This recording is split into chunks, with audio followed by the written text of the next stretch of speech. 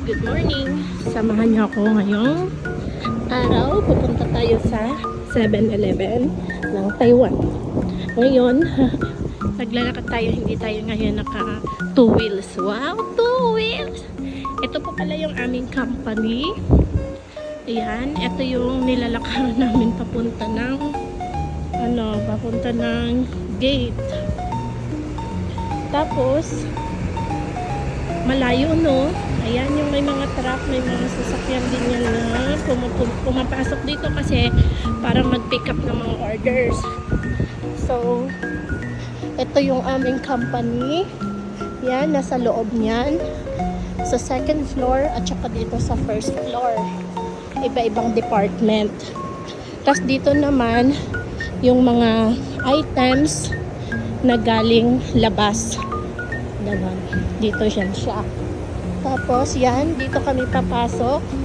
Diyan, yung mga checkwa niya naman papasok. Dito naman, ibang department din dito. Tapos dito din for x-ray. Kasi ina-x-ray din yung mga items namin. Maliliit kasi ang mga products namin. So kailangan siyang i-x-ray. Yung sa first floor pala kanina na tinuro ko, parts naman po yun ng mga sasakyan yung nandoon. Tapos ito naman, yung building na to, yan po yung canteen namin. Nasa third floor po yan.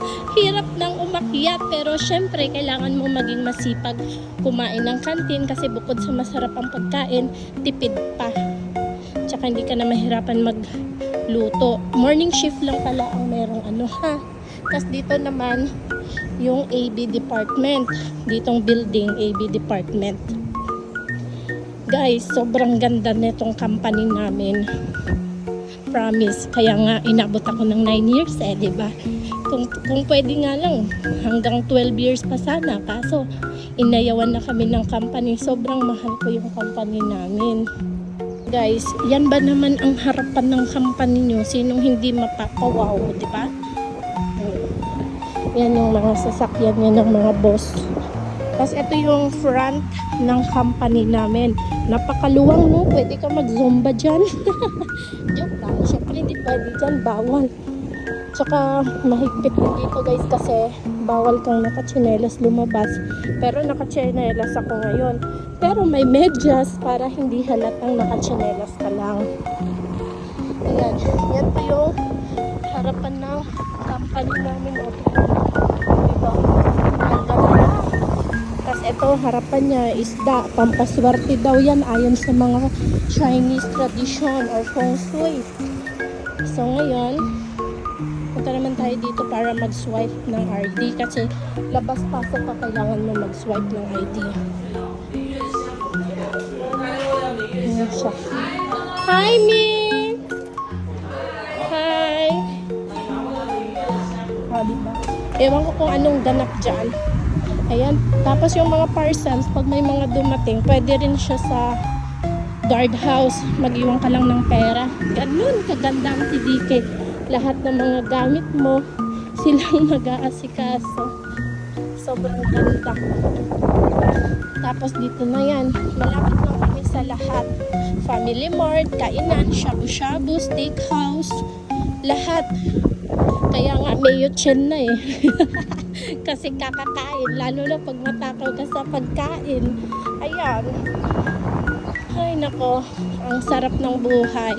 Sana all masarap.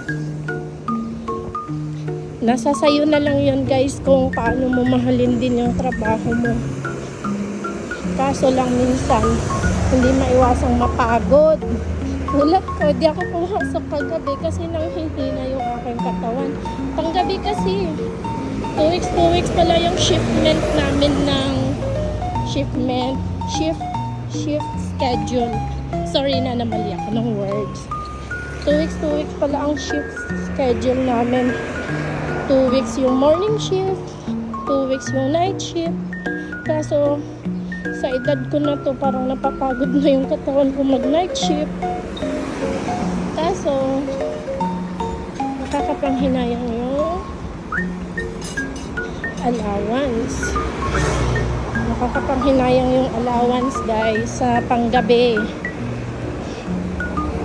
Hindi ko na i-reveal yung allowance ang gabi at saka yung yung sahod namin kasi baka sabihin ng iba mayabang. Alam mo naman yung mga Filipino, di ba? Ayan siya guys. Hindi ako minsan nakapag-video kasi mahirap mag-video pag naka-e-bike. Ngayong naglalakad ako. Kaya ito na. Meron na naman tayong pang-video. Naku, baka nagsawa na kayo ha. Sana huwag kayong magsawa.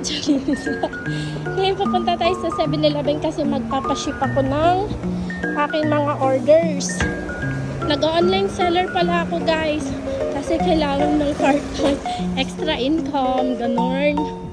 Siyempre, parang mga 20 kasing kabayo ang pinapalamon ko. Charis, joke lang. Hindi, parang alam niyo yun, sa hirap ng buhay, parang hindi ka na kontento, ambisyosa. Yung parang masyado na akong ambisyosa sa part na yun, Pero okay lang kasi minsan may maganda ding naidulot yung pagiging ambisyosa. Di pala ako nagpayong. Sobrang init pala. Akala ko naman may kulimlim. Sobrang init pala. Pero okay lang kasi naka-sunscreen naman ako. Just protect my skin. Wow! English yun!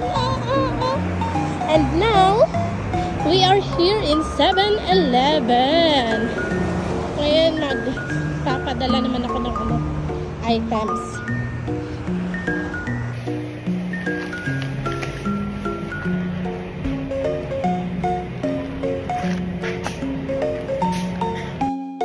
Thank you for watching.